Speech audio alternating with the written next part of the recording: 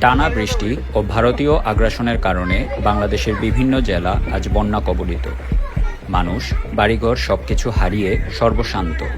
এমন সময়ে বিএনপির ভারপ্রাপ্ত চেয়ারপারসন তারেক রহমানের নির্দেশনায় কুমিল্লা জেলার অসহায় বানভাসী মানুষের পাশে দাঁড়ালেন প্রবাসী জিয়া পরিবার কুমিল্লা জেলা যুবদল।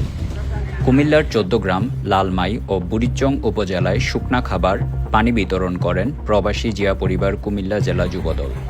ত্রাণ বিতরণ কাজে সহযোগিতা করেছেন সংগঠনের উপদেষ্টা মোহাম্মদ আমজাদ হোসেন আজাদ, প্রতিষ্ঠাতা সভাপতি মোহাম্মদ আমান মিয়া, প্রতিষ্ঠাতা মোহাম্মদ রাসেল খান, সভাপতি মোহাম্মদ বাবুল মিয়া মজুমদার, সিনিয়র সহসভাপতি মোহাম্মদ খোকন, সহসভাপতি আবুল হাশেম, সহসভাপতি মোতালেব ভুইয়া, সহসভাপতি নীরব রিয়াদ, সাধারণ সম্পাদক এমডি আলাউদ্দিন, সহ-সাধারণ সম্পাদক আসমা আক্তার, সাংগঠনিক সম্পাদক জাকির হোসেন জয়, প্রচার সম্পাদক আব্দুল আউয়াল মজুমদার, ধর্ম বিষয়ক সম্পাদক মোহাম্মদ বদরুল ইসলাম, দপ্তর সম্পাদক মোহাম্মদ আলমগীর, মহিলা বিষয়ক সম্পাদিকা সুমি আক্তার, সহ মহিলা বিষয়ক সম্পাদিকা রুমা আক্তার।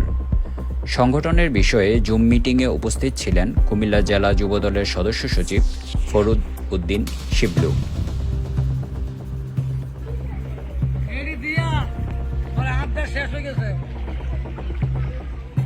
শেষ